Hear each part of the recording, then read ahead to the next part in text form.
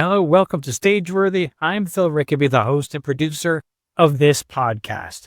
This is Canada's theater podcast. And on this podcast, I talk to people who make theater, some of whom you may have heard of, and others I think you really should get to know.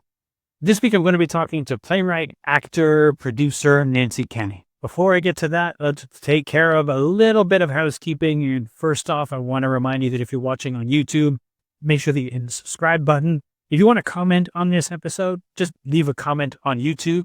If you enjoyed the show, hit the subscribe button, like I said, and hit that bell icon so that you get notified whenever an episode comes out. If you're listening to the audio version, you can always just subscribe. That way, every time I drop an episode, it will get delivered right to your device. To do that, just go to your favorite podcast app, search for Stageworthy, then hit the plus button, the like button, the heart button, the follow button, subscribe, or whatever it is in your particular podcast app. I want to give a shout out to my patrons who I could not make this show without. They are the reason I'm able to make this show, and they're part of the team that helps to make sure that this show gets made. Without them, I'm just a one-man show, and that's the way it's been for the entire history of this podcast. And with them, they're a part of the team. If you want to be part of the team to make this show, go to patreon.com/stageworthy and become patron. It only costs $7 Canadian a month. And by becoming a patron, you become part of the team. I would love to have you. Like I said, my guest this week is Nancy Kenny. Nancy is a playwright, performer, producer, the writer and performer of Roller Derby Saved My Soul, which was a critically acclaimed, award-winning fringe show that toured all over North America. Nancy has some great stuff coming up, as well as new play reading at the Halifax Fringe. I can't wait for you to listen to this conversation. Here is my conversation with Nancy Kenny.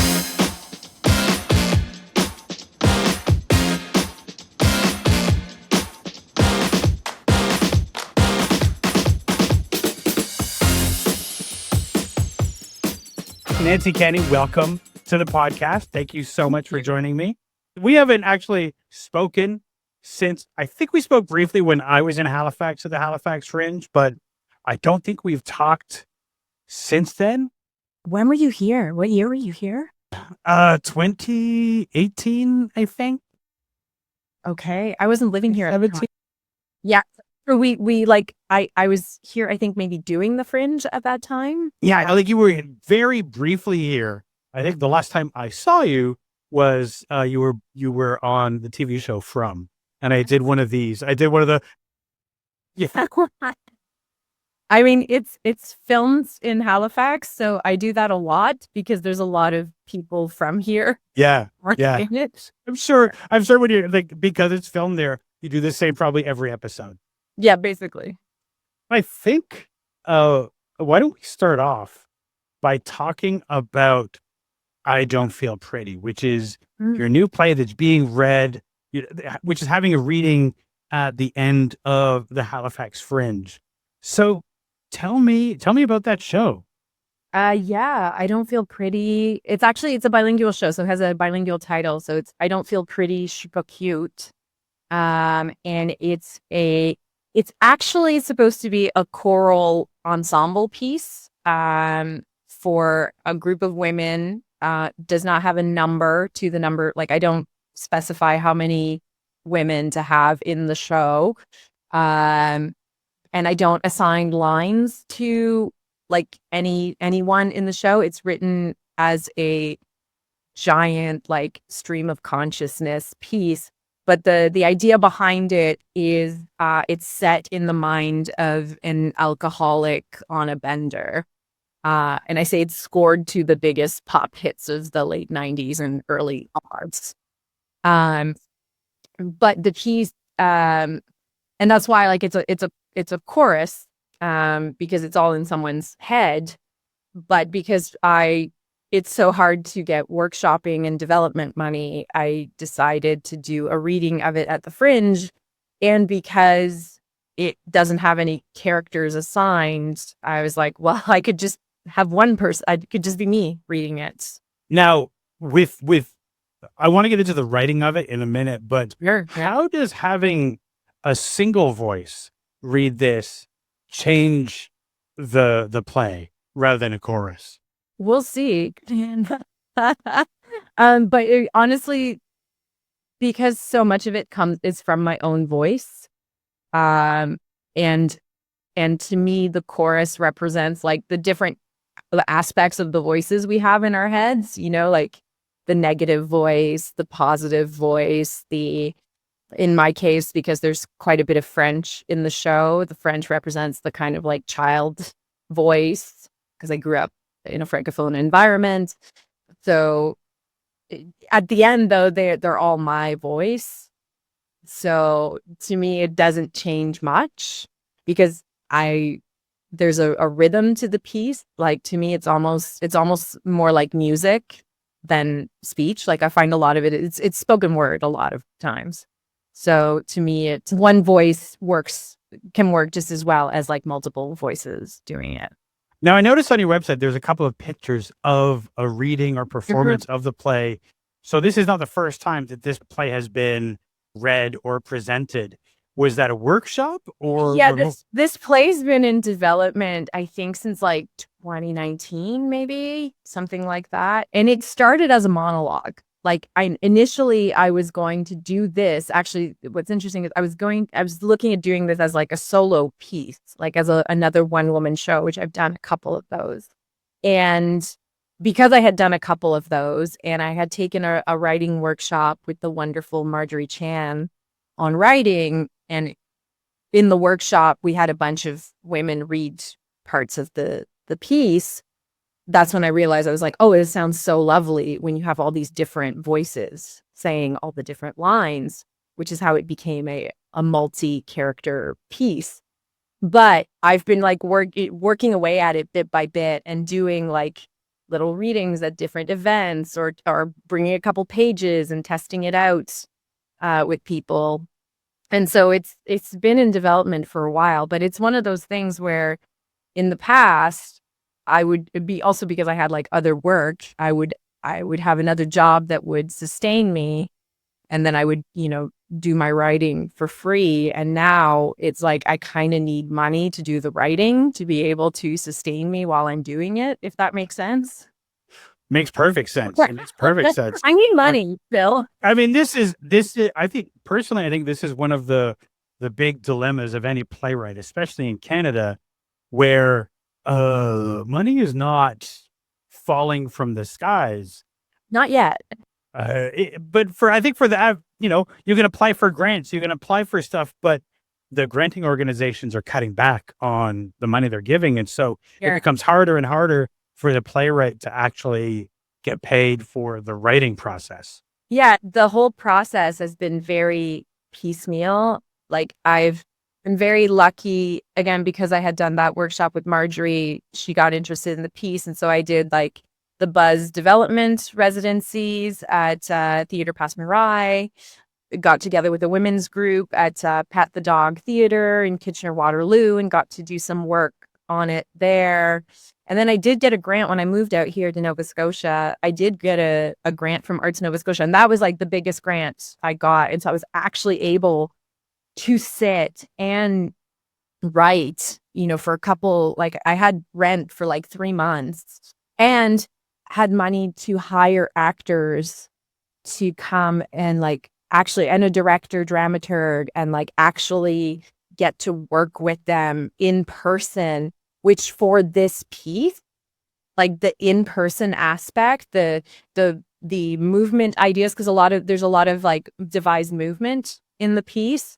Watching the actors make discoveries and make movement discoveries helped me discover where the story was going next. And that's the thing that I thought was like, once I realized that, I'm like, oh, that is so important to have that like feedback, that interaction in this particular writing process that I have. So unfortunately, it's something that costs money to do. Yeah. Now, how did this play start as an idea for you? So back when I used to live in Toronto, there was an event called Dark Day Monday. which was a cabaret event where you could do like whatever, basically. But every month had a different theme. And my ex used to run this cabaret, and someone dropped out at the last minute, like the week before. And they asked me, they said, "Do you have anything that you would like to present?" And I said no, because I didn't have anything new to present. Because as soon as they asked me if I had something to present, I got so scared, like so scared. And I said no immediately. And that's when I realized, I was like, oh, the theme was lies. And because of that, because of that visceral reaction that I had, I was like, oh, maybe I do have something to say. And I wrote a piece that's still in the play now and presented it at the cabaret. So I wrote what was essentially a monologue and presented it. And the reaction I got from people was so strong. Like, so many people came up to me afterwards to talk about it or to talk how affected they were by it, that I was like, I think there's something here. Like, I have to keep doing this, because I never received such a visceral reaction to any of the work I'd created before. I mean, you have this. It wouldn't have been the first solo play that you'd presented. You had Roller Derby, Save My Soul, and Everybody Dies in December. Yep. As your previous solo shows, which they had acclaim. They were things that people saw and liked. Mm-hmm. What do you think was different about this one? Do you mean to like wanting to not do it as a solo show? Yeah, or either. What is the, especially at that time when you're first like conceiving of it? Well, at first when I was conceiving of it, I had considered doing it as a solo, and then I was just tired. I was tired of, like, I had spent quite a few years doing solo shows, and I just didn't want to anymore. And like, I wanted to play with other people, and I wanted, like, I just miss collaboration, because I do, in some ways, like, if I do put on the show, I do think that I'm going to be in it. That's one of my goals. But I didn't want to do it by myself, because I had been doing that so much. And then the pandemic hit, and you couldn't do stuff with other people. So I've always toyed back and forth with this piece as to whether do it as a solo or do it as a group piece. But that's what I think is so great about the way I've written it, is that it could be either, because I haven't defined who says what. You could have one person do it, or you could have 5 people do it, Right. Yeah. It is always amazing how many stories include, and then the pandemic happened. Yeah. I do want to talk about your 2 solo shows. The first was Roller Derby, Save My Soul.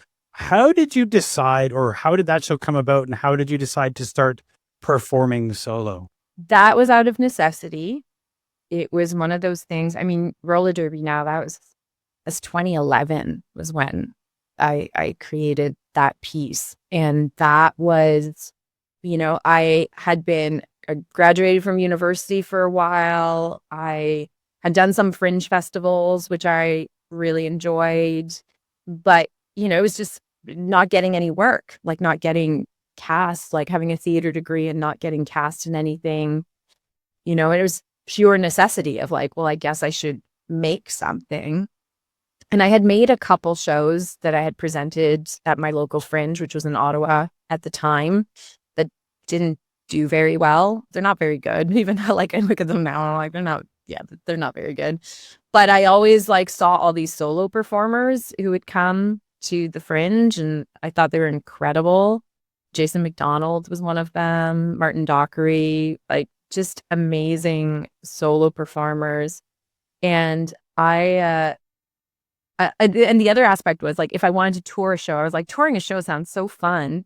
If I wanted to do that, like, financially, doing it alone is a lot better, easier, in a lot, financially anyway, in a lot of ways.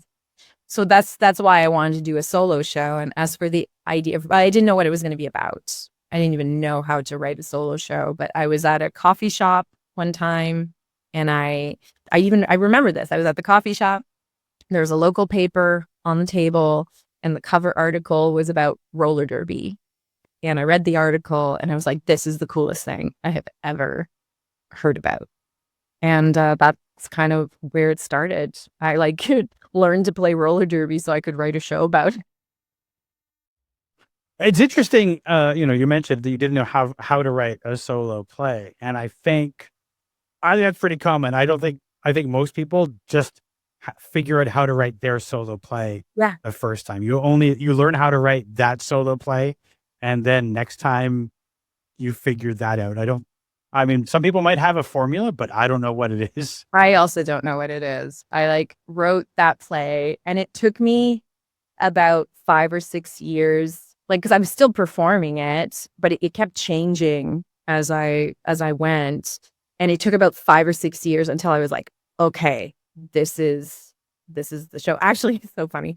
The script is right. I noticed it in the background. Very clever placement. That was not planned. I totally forgot that was there.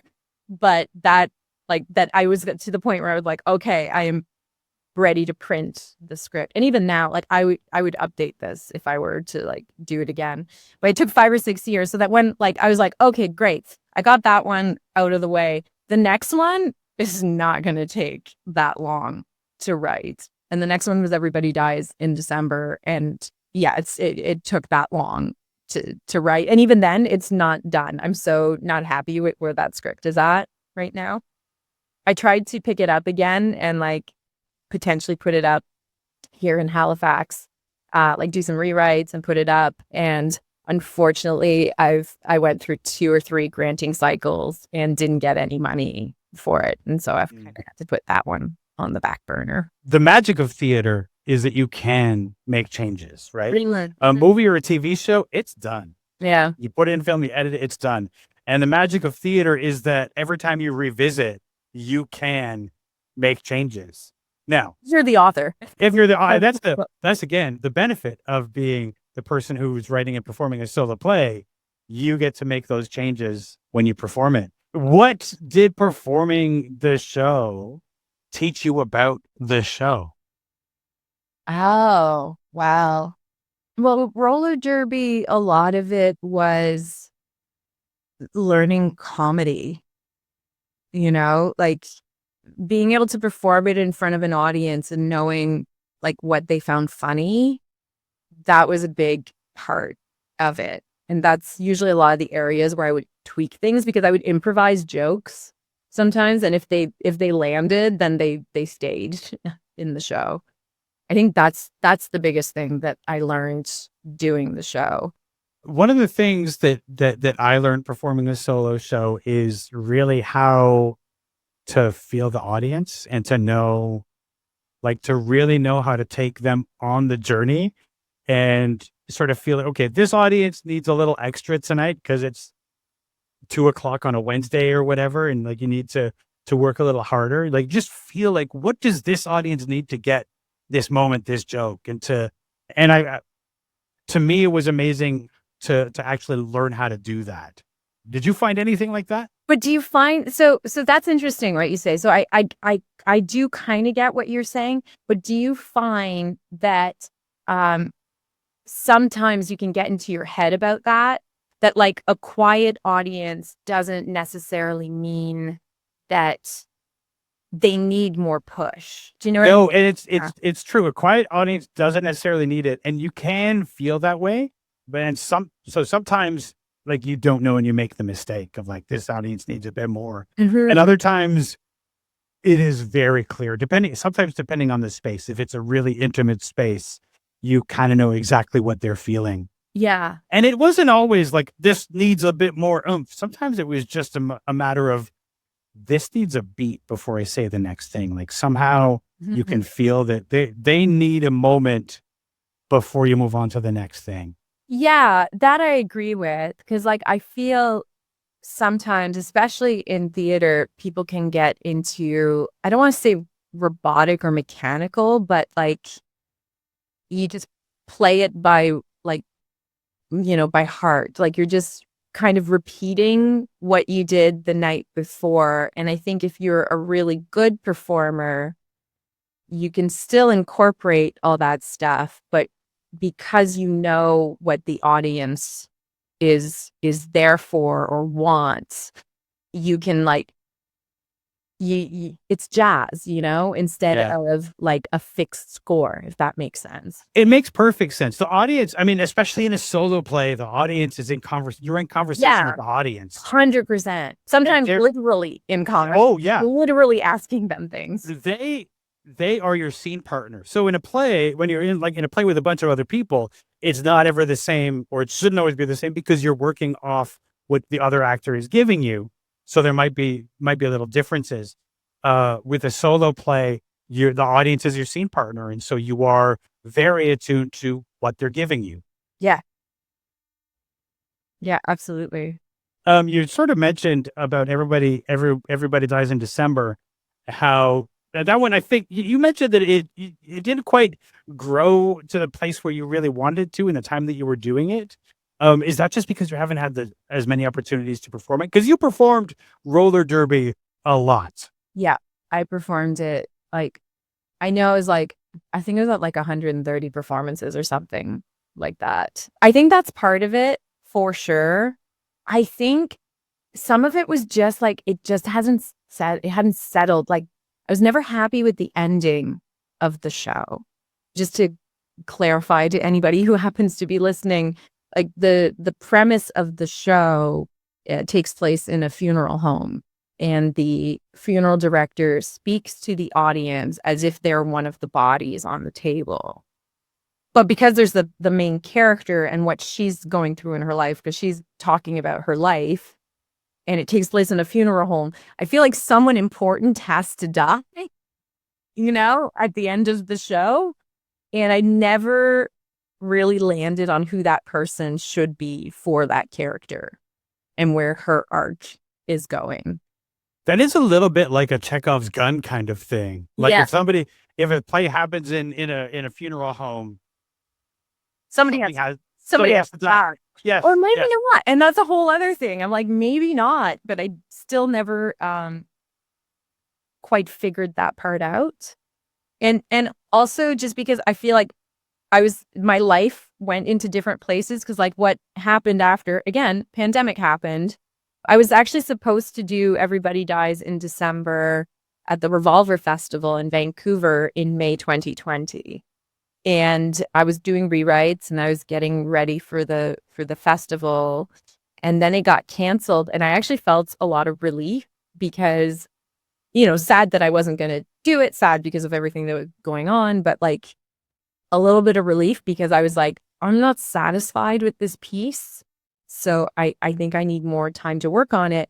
But unfortunately, in the middle of a massive pandemic, writing a show about death was not what I wanted to do. Don't know why. I just didn't feel called to it. I can understand that. I understand that. Yeah.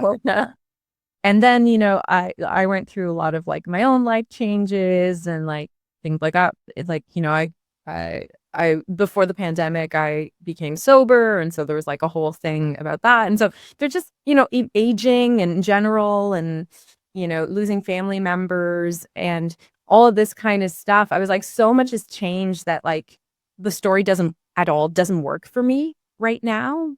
And so I feel like I may go back to it at some point, but I think it's going to need a massive overhaul if I do. And what I find hard right now, like the times that I've like picked it up and looked at it and wondered like, okay, what am I doing here? Like, what are we doing? There's just like, I think what it needs is to be like completely scrapped and start again, because instead what I'm trying to do is like fit new things into old hooks, and it's not working. No, that's tough. That's tough because I think what you're talking about, like fitting new stuff into the old, is like that's easy. It's a little easier to the writer's brain. They're like, oh, I have to take all the work that I've done over the last 3 years and daunting. delete it and start over, which Yeah. is hard because like all the enthusiasm that you had for writing it, just hitting that delete key, that can almost delete that enthusiasm. Well, and also there's like a point where I wondered to myself, I'm like, maybe I'm just done with this, like maybe me personally, I just don't have anything to say on this subject. And because I'm so excited about other things right now, like my new play, I'm very excited about that piece, very scared of it, but like very excited. And also like the roller derby show, I've been like working on turning it into a TV show, and I've also been hired by other people to do some writing, and those things excite me. And so it's like, well, if this one isn't exciting me right now, like why force it? Because there's nothing that I'm gaining. I don't have a deadline for something. I'm not, no one's paying me to do something with it. So it's like, there's nothing like, why force that right now if it's not happening? Yeah, for sure. Here. Yeah, it is. It is. If you're not called to work on the thing, and like you said, there's no benefit, it's not like giving you anything to work on it, then it can rest for a bit. Yeah. And maybe in that time, the ending will come to you because endings are hard. Oh my God. Oh my God. I mean, I will say with roller derby, I knew how it was going to end. Like that one was one that I knew, like I even knew what the final image was. Like I just had that in my head, and it made everything else so much easier. But everybody dies. And even this one, I don't feel pretty. I'm almost there with the ending. Like I kind of, I like is once I did a read of it just a couple days ago, and I was like, oh, okay, I see what I'm getting at here, what I'm trying to say. And so I feel a lot better about that. And part of the Fringe is for me to like hear it with an audience so I can see like what their reactions are and hopefully maybe get some feedback afterwards to see if like what I'm thinking they're seeing. And so that feels good. But yeah, like not having an ending is like, it's like you're just dangling over the void here. Yeah. But I mean, that's what workshops are really great for, is to sort of find that ending, to find an ending that is right for this show. And also one that, it seems like a mechanical thing, but it kind of lets the audience know that the play is over. Yeah. So they don't have to be told, it's that awkward moment that you sometimes see in shows. Oh, I know, but even when you do a blackout, sometimes people sort of sit on their hands, not sure, is that the end or is the end transition? Does that feel like an ending? So you really need to you have to find the right ending for the show that works for the show and the audience. Yeah. Now, also, you have coming up, you'll be appearing in Mad Madge at Neptune Theatre in January and February. How do you feel about working on that? Oh my God. I am so freaking excited. First of all, not the least because this is in all the years, like I've been doing theater for like 20 plus years. We're olds now. And I have never done an Equity A House stage before. That is exciting. Yeah. So this is my first like big main stage production. The cast is phenomenal. All local people here. The script is awesome. Like Rose Napoli's script. Like when I read that script, Jeremy Webb is directing it here. The artistic director. Like, so it's going to be like a really funny, fun time for this show. I don't know. Did you get to see it in Toronto? I did not. It was one of those ones. It was on my list of shows I'm sad I missed. Oh, you should just come down to Halifax. Oh, sure. I'll just fly in. I'll just fly down in January. Yeah. Yeah, this is the best time to visit Halifax.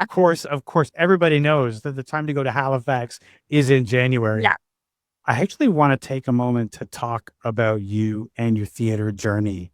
How did you first become interested in theater? And how did you know that it was something that was going to be your thing? Wow, that's a great question. I think Well, when I was a kid, I was always trotted out like for public speaking and storytelling. Like I was told like, oh, you have a good public speaking, but like my mom for a while like wanted to encourage me to go into like journalism, like broadcasting, like that kind of thing. But it wasn't until I was in high school.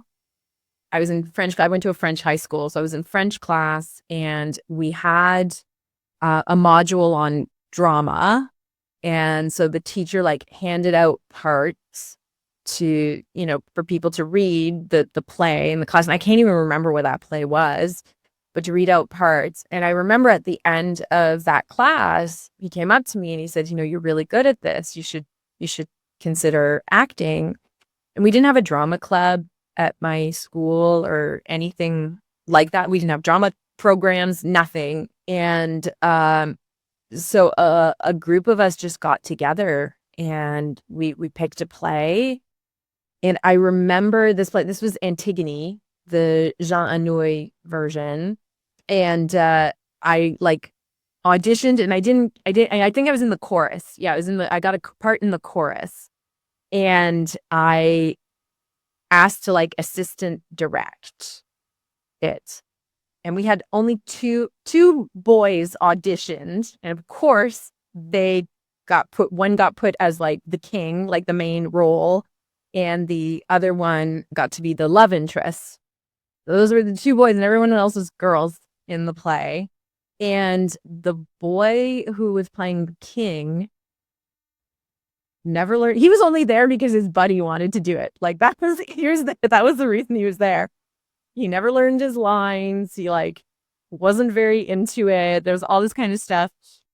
And finally, like the director and because we got a teacher on board, and the lead actress who was playing Antigone, they were like, we can't have him do it. They're like, you've been to all the rehearsals, like the show. Can you do that part? And so I played the king, and I remember the first day I like read with the girl playing Antigone, and she was just like, oh my God, it feels so good to like have someone to interact with. And the guy still stayed. He played a no line part. He played the little page boy.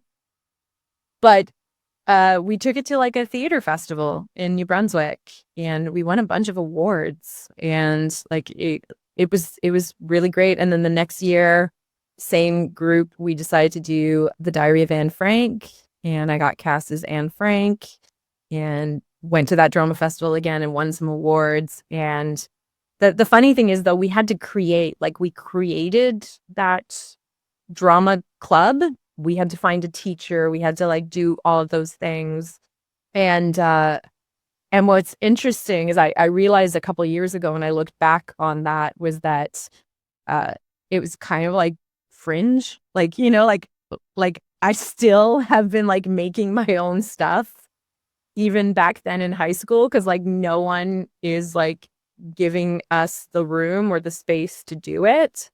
So I guess that's a roundabout way of saying that's how I got into it. And I loved it so much. Like I wanted to study it, and but I came from a town where like that's just not something that people do, like theater, acting. It's just, no one has a job in that. So it was actually really, really difficult for the longest time because due to a lack of support in those areas. Did you go to theater school? I went to the University of Ottawa, and I did their theater program there. So I have a BA in theater, but it wasn't an acting program by any means.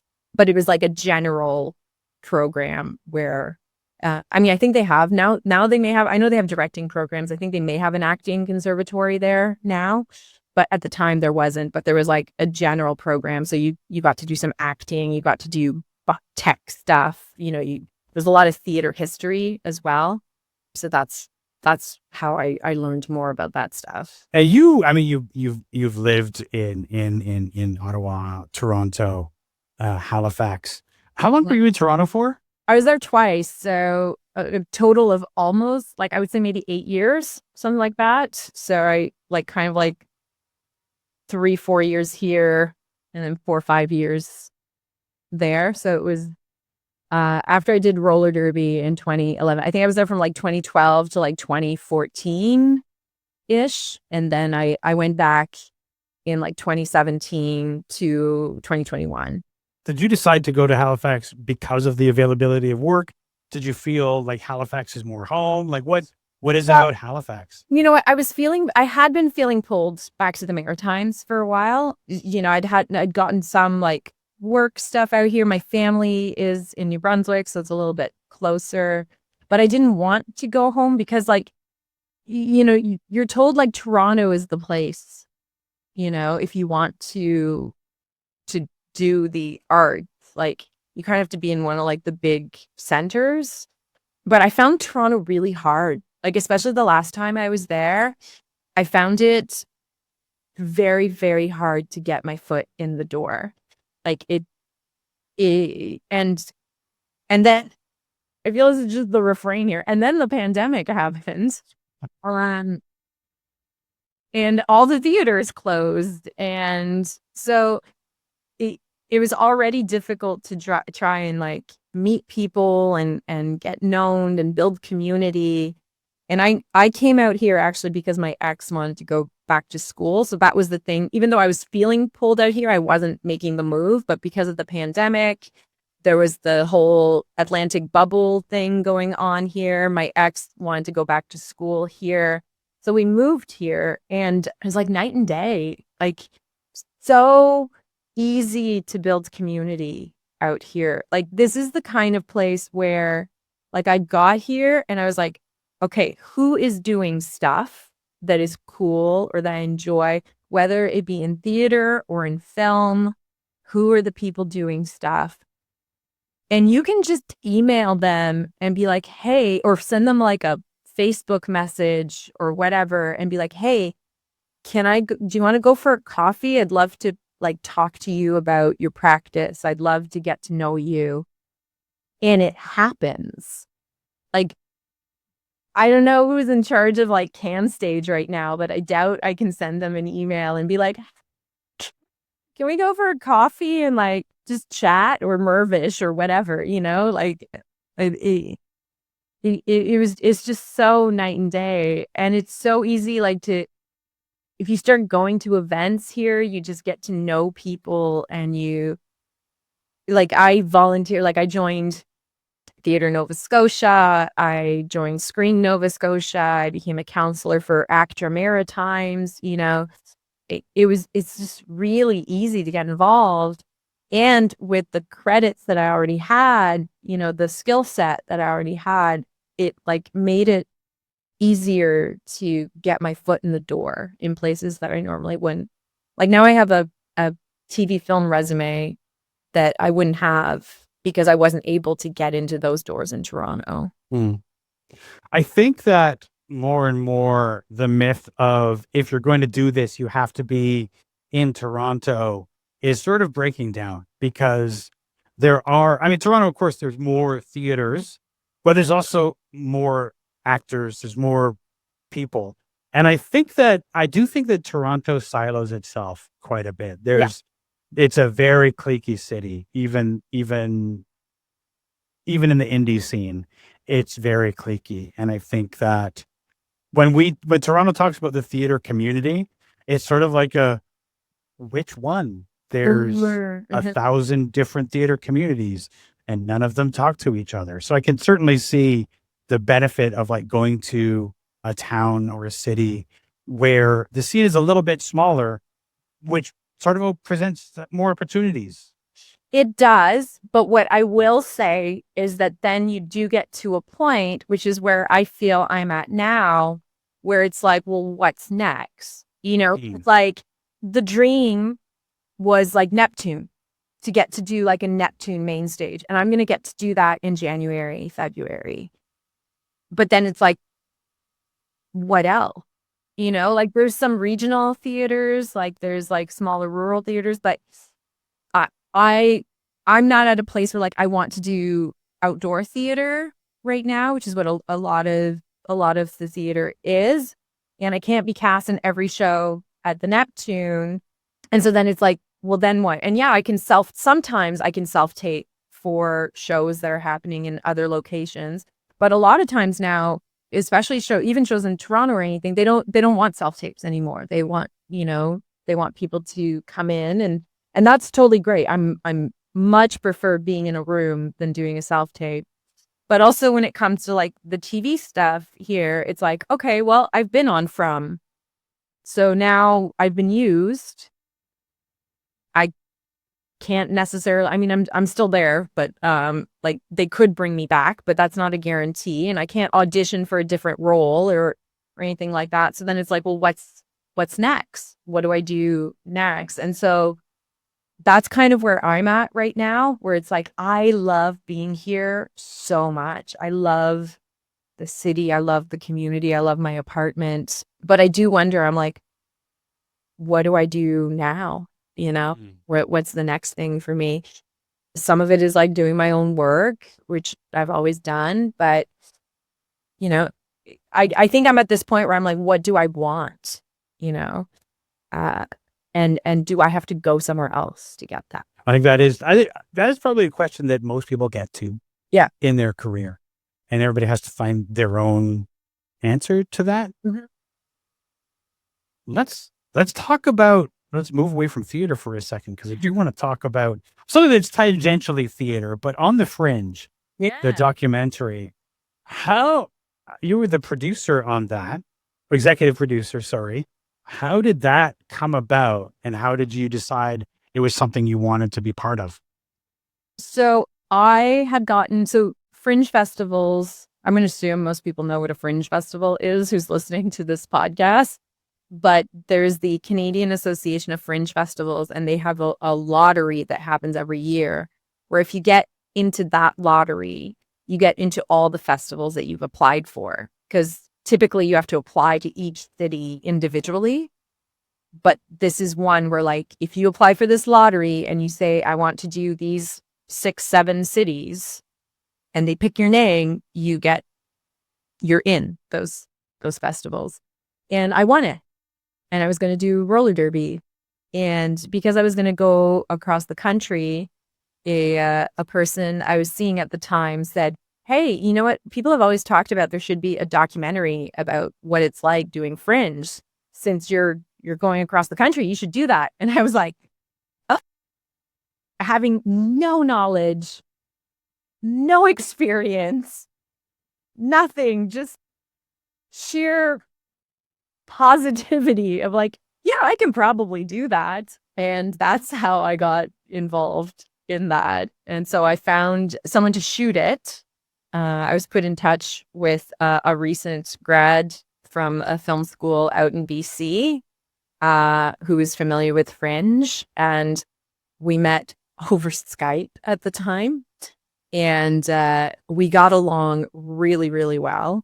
And I didn't even know if she was good at filming or anything, but we just got along so well, which is so important if you're doing a 4-month, if you're being on the road for 4 months with someone and then found someone to direct it. So that person was Natalie Watson, and then Corey Tibbert is the director. Corey was someone I knew from Ottawa, who was at the time an emerging filmmaker and also a Fringe artist. And so it was just the 3 of us. And I did a bunch of fundraising. I got a car sponsored. I honestly don't know how I made all of this happen. But the thing that I quickly realized was once we finished the tour and we had filmed everything and I had raised money to like do the tour and pay for these people to be there and pay for the equipment, I knew nothing about post-production because I was like, well, theater, you finish, you close a show and you're done, And here it was like, oh, you finish and now you have to go do this whole other part of it. And that's the thing that took the longest, because again, this is so stupid. It comes back to money every time. Like, just didn't have the money to do it. And we were all living in different cities at this point. We were like all across the country. And so like being able to meet and like work on this together, and it took a long time. So I toured we toured that we recorded in 2014. So I was performing Roller Derby Saved My Soul at various fringes across the country and producing this documentary. And then we didn't premiere it until 2022 was when we premiered it. Because again, and then the pandemic happened. And then the pandemic happened. Yeah. Yeah. As far as when you're filming the documentary and performing your show, which took up most of your time? Producing the documentary. Oh, really? Well, because the show, I already had the show. Like the show was like good to go, you know? Like I'd been doing it since 2011 at that point. I had merch already set up. I knew the show really well. I had all the promo stuff that would just need to be tweaked for whatever city I was going to. Like the promo materials were there. All of that stuff was there. And then the documentary, fortunately though, because I put it in the hands of Corey and Natalie, like they handled the interviews and all of that kind of stuff, the story, everything that was there. I handled though, like contracts and money and travel and logistics and like all of those things. And that was a lot. I did hire, I remember I had like, there was a government program. I was able to hire like recent students to like help with a lot of logistic stuff, but that was a lot of work to do. Get permissions. Are we allowed to film here? Can we, all of that kind of stuff, getting people on board to buy in, finding the people that we want to talk to, all of that. But I mean, in the end though, I think it was a very even, like both jobs were equally as demanding as the other. I can only imagine how exhausted you must have been at the end of that, knowing how exhausted somebody is at the end of just performing a fringe festival, and then how exhausted at the end of performing at several fringe festivals, and then to do that and produce a documentary. I don't know how you had the energy to do anything after that. I didn't. That's the thing. Also, during that time, I was drinking quite heavily. And I remember being in Vancouver, which is like the end of the festival, of the tour, being in Vancouver. I was selling out. Roller derby was selling out. Like I was doing really well. I'm producing this documentary, been on the road, and and for the most part, it was beautiful experience, like really beautiful experience. And I remember like being in a bathroom on Granville Island, like just crying my eyes out because I was just so depressed, and like a lot of it was exhaustion. It was like, I was just like, why am I not happy right now? And I'm just sobbing in the bathroom. And a lot of it was because I was so exhausted. And that's another reason why after, like, it took some time for us to get to post-production, because like we were so tired after that. Yeah, I have no doubt. Would you ever do something like that again? So maybe, I'm going to say maybe, because here's the thing, because it took so long after, like, to get everything done and, to finish and premiere. And we got a beautiful premiere in Edmonton at the Northwest Fest, which is like Canada's longest running documentary film festival. Every step of the way, there was lots of steps where I wanted to stop, where I was like, we don't have a finished cut of the film. Or like, because we didn't use separate mics, like sound quality wasn't great in certain things. And like, all these things that I didn't know. Or I can't get someone to help with this, or I can't find the right, or this is going to cost too much money to do like, I don't know, color correction or something like that. There were so many moments where I was like, maybe just stop. And then I was like, so many people donated money on this project. I need to finish it. And it took 8 years, like to get that done. And there was many times where I was like, if you had told me when like someone suggested it and I went, okay, that it was going to take 8 years to get it done, I would have said no. I would have absolutely said no at that time. That was pure ignorance is bliss. Like, that's the only reason it got done. But I'm so proud of it. I'm so happy it got done. It was such an accomplishment for us to do. And then, like, we even won an award, a documentary award afterwards, which was really exciting. And so now that I've had the rest from it and I've been like separate from it for a few years, if I had to do something like that again, that's why I say maybe. But in the middle of it, I was like, I will never do that. Yeah. Yeah. Now you are in a film premiering at the Toronto International Film Festival. Yeah. Tell me about that film. Yeah, it's called Skidikamushkadi. It's at the Place of Ghosts.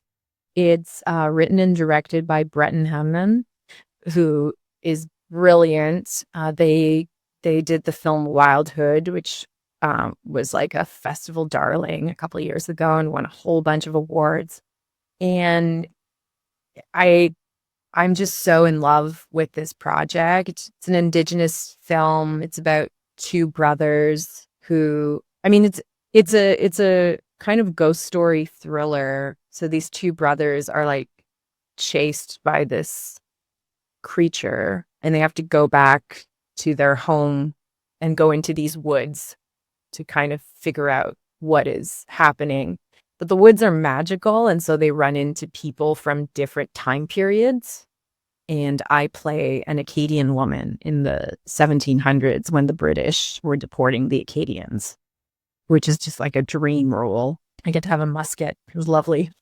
But the whole thing is also like an allegory for trauma. So it's like one of those kind of films where it's such an entertaining story with such a beautiful message at the end.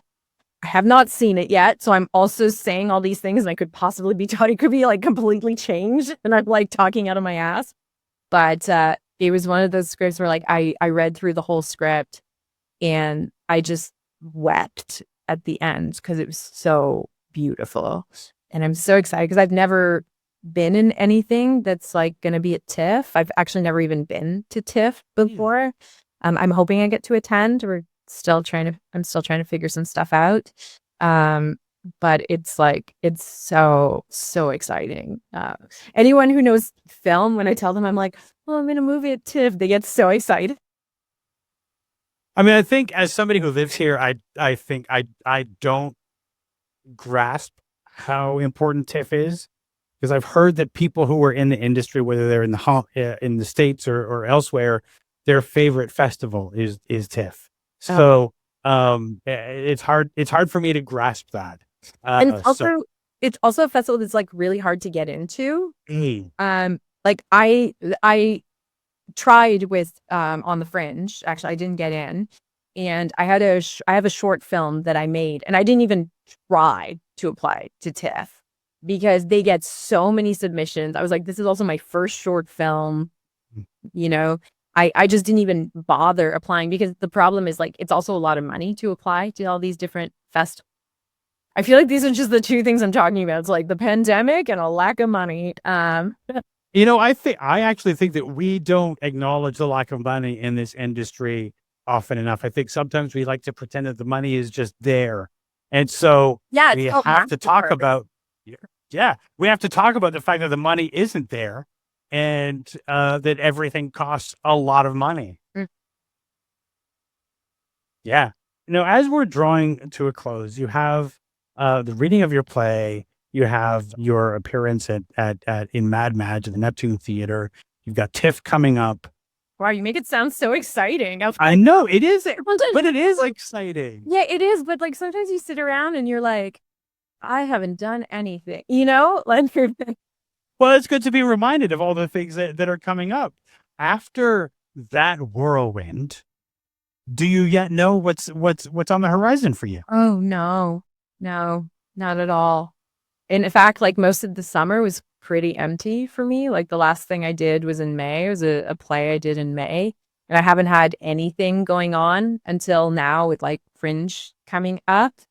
And it's, and even right now, like once like Fringe and TIFF is done, which is just at like end of August, beginning of September, I have nothing until December, which is when we start rehearsals for Mad Madge, end of December.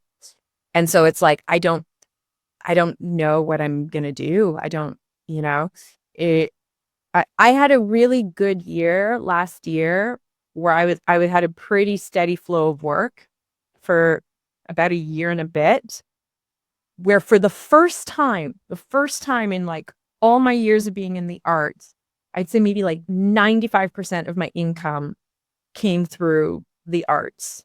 And that was amazing and wonderful. Like I was booking roles and plays and writing, getting paid to write.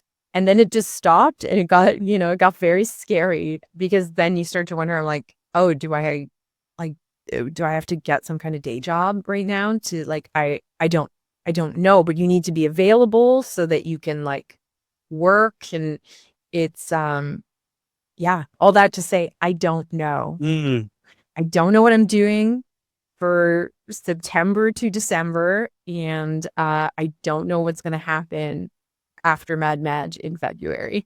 And that's what I was talking about earlier, where I'm like, I don't know. Do I move? Do I go to another city? Do I, at the moment, I am searching for an agent in either Toronto or Montreal to like maybe open some doors over there. There's lots of self-taping happening, so I'm hoping. But then there's another issue that comes up, is that a lot of projects, you need to be like an Ontario taxpayer or a Quebec taxpayer, because they get tax credits on the project. So, so there's all of these things that are out of our control as actors, which makes it so hard and so scary at the same time.